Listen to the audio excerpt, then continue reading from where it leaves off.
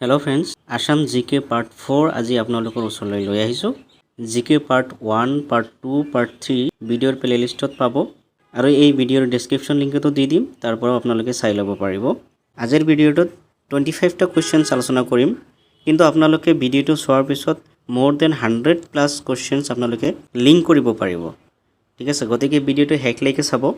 আজিৰ প্ৰথম question number 76 যেহেতু আগৰ ভিডিওত 75 টা লৈকে কোৱেশ্চন আলোচনা কৰা হৈছে গতিকে আজি 76 ৰ পৰা স্টাৰ্ট কৰিম প্ৰথম কোৱেশ্চনটোত কৈছে The state anthem O Mor Apunar Desh was first published in the magazine named অসমৰ জাতীয় সংগীত O Mor Apunar Desh কোনটো ম্যাগাজিনত প্ৰথমে প্ৰকাশ পাইছিলে গতিকে শুদ্ধটো হৈছে অপচন নম্বৰ এ বাহি ওকে বাহি আলোচনীত প্ৰথমতে O Mor Apunar Desh যেটো অসমৰ জাতীয় সংগীত আছে হেতু প্ৰকাশ কৰা হৈছিল আৰু এটো প্ৰকাশ কৰা হৈছিল 1909 চনত ঠিক আছে O Mor Apunar Desh কোনে লিখিছিলে লক্ষ্মীনাথ বেজবৰুৱা ওকে আৰু এক টিউন কোনে দিছিলে কমলা প্ৰসাদ Agarwala O Mor Apunar Desh এই সংটোক স্টেট সং হিচাপে এডপ্ট কৰা হৈছিল 1927 চনত কত কৰা হৈছিল at Assam student conference okay Assam student conference যেটো হৈছিল তেজপুৰত ওকে গতিকে ইয়াৰ পৰা আমি কি ইনফৰমেশন পালো O Mor Apunar Desh state সংটো লক্ষ্মীনাথ বেজবৰুৱাই ৰচনা কৰিছিল ওকে আৰু এক টিউন দিছিলে কমলা প্ৰসাদ আগৰৱালাই এক পাবলিশ কৰা হৈছিল ফাৰ্স্ট 1909 চনত বাহি আলোচনীত ওকে আৰু এক স্টেট সং হিচাপে ঘোষণা কৰা হৈছিল 1927 চনত at Assam student conference Tezpur গতিকে এইটো কোৱেশ্চনৰ শুদ্ধটো হৈছে অপচন নম্বৰ এ বাহি next question number 77 Assam's only fishery college of fishery science is located in College of Fishery Science অসমৰ একমাত্ৰ ফিশাৰী কলেজ এই কলেজখন কত অৱস্থিত বুলি সুধিছে গতিকে শুদ্ধটো হৈছে অপচন নম্বৰ বি ৰহা এই ৰহাটো নগাঁও জিলাত অৱস্থিত ওকে নগাঁও ৰহা ওকে অপচনত যদি দীঘলীয়ালি দিয়ে তথাপিও কাৰেক্ট হ'ব দীঘলী আলি ওকে কলেজ অফ ফিশাৰীটো দীঘলীয়ালি বা ৰহাত অৱস্থিত এটো ক'ত আছে নগাঁও ডিস্ট্ৰিক্টত আছে আৰু এটো হৈছে অসমৰ একমাত্ৰ ফিশাৰী কলেজ আৰু এই কাৰ আন্ডাৰত আছে আসাম এগ্ৰিকালচাৰেল ইউনিভাৰ্চিটিৰ আন্ডাৰত আছে question number 78 How much percent of the Indian land mass is covered by the state of Assam অসমে ভাৰতবৰ্ষৰ কিমান শতাংশ মাটিকালি আৱৰি আছে গতিকে শুদ্ধটো হৈছে অপচন নম্বৰ এ 2.39% ওকে আৰু মাটিকালিৰ হিচাপত অসম ভাৰতবৰ্ষৰ 15তম ৰাজ্য ঠিক আছে 15তম ৰাজ্য নেক্সট কোৱেশ্চন The নৰনাৰায়ণ হেতু connects the Pancharatna town with which of the following city Naranarayan হেতুটো কোনটো নদীৰ ওপৰত আছে ব্ৰহ্মপুত্ৰ নদীৰ ওপৰত আছে ওকে ব্ৰহ্মপুত্ৰ নদীৰ ওপৰত আছে নৰনাৰায়ণ হেতু আৰু এটো পঞ্চৰত্ন আৰু কাৰ লগত সংযোগ কৰে গতিকে শুদ্ধটো হৈছে অপচন নম্বৰ ডি যোগীঘোপা আৰু পঞ্চৰত্ন টাউনক সংযোগ কৰা দলংটোৰ নাম হৈছে নৰনাৰায়ণ দলং okay next question The Phuloguri uprising was takes place ফুলগুৰিৰ কৃষক বিদ্ৰোহ কেতিয়া হৈছিল 1861 চনত ওকে 1861 ত ফুলগুৰিৰ কৃষক বিদ্ৰোহ হৈছিল এক এগ্ৰাৰিয়ান আপৰাইজিং বুলি কোৱা হয় এগ্ৰাৰিয়ান আপৰাইজিং ওকে আৰু এই বিদ্ৰোহটো হৈছে first anti British movement okay first anti British movement আৰু এই বিদ্ৰোহটো কৰা হৈছিল ট্যাক্সৰ বিৰুদ্ধে ওকে ব্ৰিটিছে যেতিয়া অসমৰ বিভিন্ন সামগ্ৰীৰ ওপৰত ট্যাক্স লগাইছিল তেতিয়া ফুলগুৰিৰ কৃষক বিদ্ৰোহটো সংগঠিত হৈছিল 1861 চনত ঠিক আছে গতিকে শুদ্ধটো হৈছে option number A 1861 question number 81 Who is also known as the Lion Man of Assam Lion Man of Assam বুলি কাক জনা যায় ইয়াৰ শুদ্ধটো হৈছে অপচন নম্বৰ এ ৰাধা গোবিন্দ বৰুৱা গুৱাহাটী মিউনিচিপাল কৰ্পোৰেচন যেটো আছে গুৱাহাটী মিউনিচিপাল কৰ্পোৰেচনৰ ফাৰ্স্ট মেয়ৰ আছিলে তেওঁৰ দিনতেই নেহেৰু ষ্টেডিয়াম নিৰ্মাণ কৰা হৈছিল নেহেৰু ষ্টেডিয়াম ওকে কত আছে এটো গুৱাহাটীত আছে 1962 ত এটো নিৰ্মাণ কৰা হৈছিল আৰু তেখেতে দা আসাম ট্ৰিবিউনৰ ফাউণ্ডাৰ আছিল ওকে গতিকে আমি কেইটা ইনফৰমেশন পালো যে ৰাধা গোবিন্দ বৰুৱাক লাইনম্যান অফ আসাম বুলি কোৱা হয় তেওঁ গুৱাহাটী মিউনিচিপাল কৰ্পোৰেচনৰ ফাৰ্স্ট মেয়ৰ আছিল আৰু তেওঁৰ দিনতে নেহেৰু ষ্টেডিয়াম যেটো গুৱাহাটীত অৱস্থিত 1962 ত নিৰ্মাণ কৰা হৈছিল আৰু ৰাধা গোবিন্দ বৰুৱা আসাম ট্ৰিবিউনৰ ফাউণ্ডাৰ আছিল question number 82 After the demise of the first chief minister of Assam Gopinath Bordoloi in 1950 the second chief minister was অসমৰ প্ৰথম মুখ্যমন্ত্ৰী কোন আছিল গোপীনাথ বৰদলৈ আৰু তেওঁৰ যেতিয়া মৃত্যু হৈছিল 1950 ওকে তাৰপিছত সেকেন্ড সিএম কোন আছিল বি.আৰ. মেধি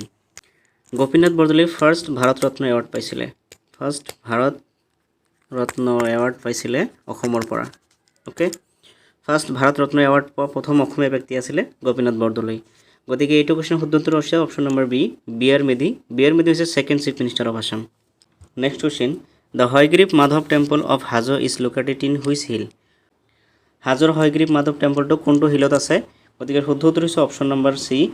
মণিকোট হিল এই হয়গ্ৰীৱ মাধৱ টেম্পলটো নিৰ্মাণ কৰিছিল ৰঘু দেৱনাৰায়ণ 1583 হয়গ্ৰীৱ মাধৱ টেম্পলটো নিৰ্মাণ কৰিছিলে আৰু গৰুড়চল হিল যেটো আছে এই গৰুড়চল হিলটোত পূবমক্কা অৱস্থিত ওকে পূবমক্কা আছে গৰুড়চল হিলত গতিকে শুদ্ধ উত্তৰ হৈছে option number C Manikot hill Hayagriva Madhav টেম্পলটো হাজোৰ মণিকোট হিলত অৱস্থিত question number 84 which one is the last capital of Ahom kingdom Ahom কিংডমৰ লাষ্ট কেপিটেল কোনটো আছিল ইয়াৰ শুদ্ধ উত্তৰ হৈছে option number D Jorhat okay last kingdom আছিল যোৰহাটত আৰু আহোম কিংডমৰ লাষ্ট কিং কোন আছিল পুৰন্দৰ সিং তেওঁ দুবাৰকৈ আহোম কিংডমত উঠিছিলে 1818 পৰা 19 লৈকে এবাৰ আহিছিলে আৰু এবাৰ উঠিছিলে 1833 পৰা 1838 লৈকে ওকে আহোমসকলৰ ফাৰ্স্ট কেপিটেল আছিল চৰাইদেউ এটো আছিল ফাৰ্স্ট কেপিটেল কোনে এষ্টাব্লিশ কৰিছিলে চুকাফাই ওকে 1253 চনত ঠিক আছে ৰংপুৰটো হৈছে fourth capital of Ahom kingdom okay আৰু এই ৰংপুৰ কত আছে শিৱসাগৰত আছে গতিকে এইটো কোৱেশ্চন শুদ্ধ উত্তৰ হৈছে অপচন নম্বৰ ডি যোৰহাট আহোমসকলৰ লাষ্ট কেপিটেল আছিল যোৰহাটত আহোমসকলে কিমানবাৰ অসমত ৰাজধানী পাতিছিলে এইটো কথা আপোনালোকে কমেন্ট বক্সত জনাব next question Assam shares its border with how many states অসমে কিমানটা ষ্টেটৰ লগত বৰ্ডাৰ শেয়াৰ কৰে অসমে কিমানটা ষ্টেটৰ লগত বৰ্ডাৰ শেয়াৰ কৰে টোটাল 7টা ষ্টেটৰ লগত বৰ্ডাৰ শেয়াৰ কৰে ওকে চেনেলটো যদি নতুনকৈ আহিছে তেন্তে আপোনালোকে চেনেলটো সাবস্ক্ৰাইব কৰি ৰাখিব সো কোৱেশ্চন লৈ আহিছো অসমে টোটাল 7টা ষ্টেটৰ লগত বৰ্ডাৰ শেয়াৰ কৰে ওকে কোন কেইটা ষ্টেট ওয়েস্ট বেংগল অৰুণাচল প্ৰদেশ মেঘালয় ত্ৰিপুৰা মণিপুৰ নাগালেণ্ড মিজোৰাম এইকেইটা ষ্টেটৰ লগত অসমে বৰ্ডাৰ শেয়াৰ কৰে ওকে টোটাল 7টা 1 2 3 4 5 6 7 এই 7টা ষ্টেটৰ লগত অসমে বৰ্ডাৰ শেয়াৰ কৰে কিন্তু সিকিমৰ লগত নকৰে ওকে সিকিমৰ লগত কোনো ধৰণৰ বৰ্ডাৰ শেয়াৰ নকৰে আৰু একেবাৰে কম দৈৰ্ঘ্যৰ বৰ্ডাৰ শেয়াৰ কৰে কাৰ লগত ত্ৰিপুৰাৰ লগত ওকে আৰু লংগেষ্ট বৰ্ডাৰ কাৰ লগত শেয়াৰ কৰে হেতু আপোনালোকে কমেন্ট বক্সত জনাব next question number 86 in which year the capital of Assam shifted from Shillong to Dispur অসমৰ ৰাজধানী আগতে শিলং আছিল আৰু তাৰ পিছত শিলঙৰ পৰা দিছপুৰলৈ কেতিয়া অসমৰ ৰাজধানী শিফট কৰা হৈছিল বা স্থানান্তৰ কৰা হৈছিল একচুয়ালি এক স্থানান্তৰ কৰা হৈছিল 1972 ত ওকে অপচনত 1972 টো দিয়া হোৱা নাই গতিকে আপোনালোকে 1973 টো কাৰেক্ট বুলি মানি লব কাৰণ 1973 ত কি কৰা হৈছিল ফাৰ্স্ট সেশন হৈছিল ওকে যেতিয়া ৰাজধানী স্থানান্তৰ কৰা হ'ল ৰাজধানী স্থানান্তৰ কৰাৰ পিছত ফাৰ্স্ট সেশনটো হৈছিল 1973 গতিকে অপচনত যদি 1972 নাথাকে তেন্তে 1973 কাৰেক্ট হ'ব আৰু অপচন কেইটাত যদি 1972 থাকিল হেতেন তেন্তে 1972 টো কাৰেক্ট হ'ল হেতেন নিশ্চয় বুজি পাইছে question number 87 when did Assam separated from Bengal অসমখনক বেংগলৰ পৰা কেতিয়া পৃথক কৰা হৈছিল অসমক বেংগলৰ পৰা পৃথক কৰা হৈছিল 1874 ত ওকে আৰু সেই সময়ত অসমৰ টোটাল ডিস্ট্ৰিক্ট আছিল 11টা আৰু যেতিয়া অসমখনক বেংগলৰ পৰা পৃথক কৰা হৈছিল তেতিয়া ইয়াৰ নাম দিয়া হৈছিল north east frontier okay north east frontier নামেৰে অসমখনক বেংগলৰ পৰা পৃথক কৰা হৈছিল 1874 ত আৰু তেতিয়া অসমৰ টোটাল ডিস্ট্ৰিক্ট আছিল 11টা question number 88 the Dodhorali was constructed during the reign of Dodhorali যেটো ৰোড আছে এই ৰোডটো কেতিয়া কনস্ট্ৰাক্ট কৰা হৈছিল গদাধৰ সিংহৰ দিনত কনস্ট্ৰাক্ট কৰা হৈছিল 1867 ত ওকে 1867 ত দোধৰালি ৰোডটো কনস্ট্ৰাক্ট কৰা হৈছিল গদাধৰ সিংহৰ ৰাজত্বকালত আৰু এই ৰোডটো হৈছে কামাৰগাঁও টু জয়পুৰ ওকে এই ৰোডটো হৈছে কামাৰগাঁও টু জয়পুৰ সংযোগী ৰোড কামাৰগাঁওটো আছে কত গোলাঘাটত আছে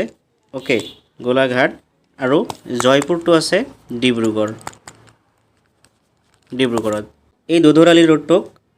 লেজিমেন্স ৰোড বুলিও কোৱা হয় okay lazy men's road okay গতিকে শুদ্ধ উত্তৰ হৈছে option number B Gadadhar Singha who was the founder editor of Assamese magazine Prantik প্ৰান্তিকৰ ফাউণ্ডাৰ এডিটৰ কোন আছিলে ইয়াৰ শুদ্ধ উত্তৰ হৈছে option number D Bhabendranath Saikia আৰু এক পাব্লিছ কৰা হৈছিলে 1981ত okay question number 90 who had establish the Barpeta Satra in Barpeta বৰপেটাত অৱস্থিত বৰপেটা সত্ৰটো কোনে এষ্টাব্লিছ কৰিছিলে ইয়াৰ শুদ্ধ উত্তৰ হৈছে অপশ্যন নম্বৰ বি মাধৱদেৱে ওকে মাধৱদেৱে বৰপেটা সত্ৰ এষ্টাব্লিছ কৰিছিলে বৰপেটাক আৰু এটা নামেৰে জনা যায় সেইটো হৈছে কি land of Satras okay land of Satras বৰপেটাক ল্যান্ড অফ সত্ৰ বুলিও জনা যায় কুৱেশ্যন নম্বৰ 91 লাচিত দিৱস ইজ সেলিব্ৰেটেড অন লাচিত দিৱস কেতিয়া পালন কৰা হয় ইয়াৰ শুদ্ধ উত্তৰ হৈছে option number D 24 November question number 92 which is the টলেষ্ট existing temple in Assam অসমৰ আটাইতকৈ ওখ টেম্পলটো কোনটো ইয়াৰ শুদ্ধ উত্তৰ হৈছে অপশ্যন নম্বৰ চি শিৱসাগৰত অৱস্থিত শিৱ টেম্পলটো হৈছে আটাইতকৈ টলেষ্ট টেম্পল ইন আছাম ইয়াক নিৰ্মাণ কৰিছিলে বড়ো ৰজা অম্বিকাই ওকে বড়ো ৰজা অম্বিকাই 1734ত এই মন্দিৰখন নিৰ্মাণ কৰিছিলে এই মন্দিৰৰ উচ্চতা হৈছে 104 ফিট ওকে আৰু ইয়াৰ পেৰিমিটাৰ হৈছে 195 ফিট গতিকে শুদ্ধ উত্তৰ হৈছে option number C Shiva temple at Sivasagar question number 93 which river originates from Tibet and enters into Assam through Arunachal Pradesh okay ইয়াৰ শুদ্ধ উত্তৰ হৈছে option number D Brahmaputra river Brahmaputra নদীখন তিব্বেতৰ পৰা ষ্টাৰ্ট হয় আৰু অৰুণাচল প্ৰদেশ হৈ অসমত প্ৰৱেশ কৰে ওকে অৰুণাচল প্ৰদেশত ব্ৰহ্মপুত্ৰ কি বুলি কোৱা হয় চিয়াং বা দিহিং বুলিও কোৱা হয় অৰুণাচল প্ৰদেশত ব্ৰহ্মপুত্ৰ নদীক চিয়াং বা দিহিং বুলিও কোৱা হয় ব্ৰহ্মপুত্ৰ নদীৰ অসমত দৈৰ্ঘ্য হৈছে 640 কিলোমিটাৰ ওকে আৰু যদি ইণ্ডিয়াত কোৱা হয় তেন্তে ইয়াৰ দৈৰ্ঘ্য কিমান হ'ব ইণ্ডিয়াত ইয়াৰ দৈৰ্ঘ্য হৈছে 2906 কিলোমিটাৰ ওকে এইটো হৈছে ইণ্ডিয়াত লেংথ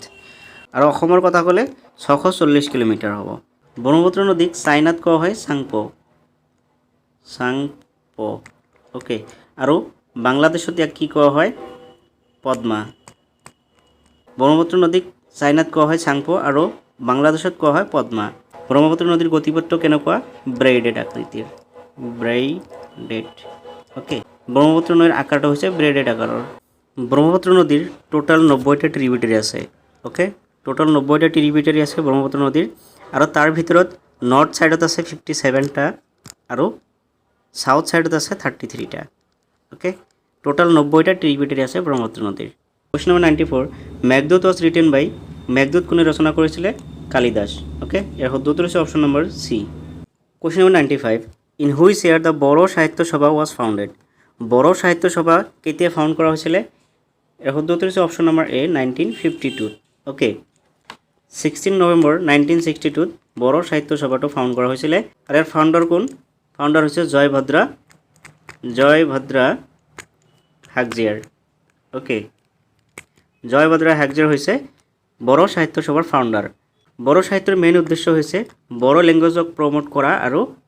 ডেভেলপ কৰা ওকে বড়ো লেংগুৱেজ যেটো আছে বড়ো ভাষা এক প্ৰমোট কৰা আৰু ডেভেলপ কৰাটো হৈছে মেইন উদ্দেশ্য বৰ্তমান বড়ো সাহিত্য সভাৰ প্ৰেসিডেন্ট কোন প্ৰফেসৰ